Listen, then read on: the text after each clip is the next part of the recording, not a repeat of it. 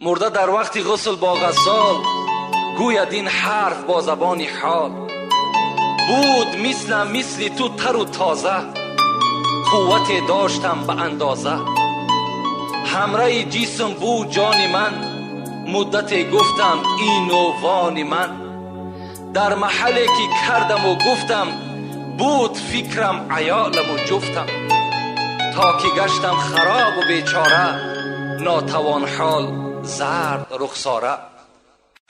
میگوید به وقت قبض گفت عزرائیل ای نوح، کشم از قالب تو این زمان روح. چی دیدی در جهان از عشرت خیش؟ تو چی دیدی گفت؟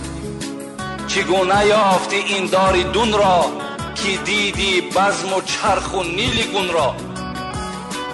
مولوی میگد حضرت جبرائیل سوالش کرد دنیا را چگونه یافتی؟ تو گو یک تبدلات دنیایی را دیدی، دنیا یک بار زیر آب ماند، چگونه یافتیش؟ حضرت چی گفتند؟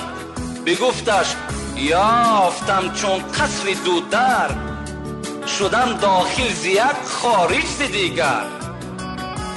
ندیدم هیچ چیزی را به عالم، نخورده خشک و لب زین پا کشیدم. به دستم از گرفتن نیست رنگش، به دندانم ز خوردن نیست رنگش.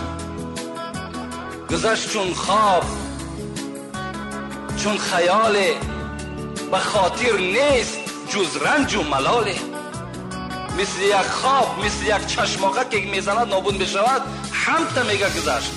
بغیر رنج، بغیر مشقت هیچ چیز در خاطرم نیست. همین دم دانم و این سختی جان، با فضل حق شود این مشکل آسان. همین زمانی که الحال تو آمدی و جبرائیل و عزرائیل می آید قبض جان من میکند، در همینش من در اضطراب هستم که چگونه جان من بر حق تسلیم میکنم.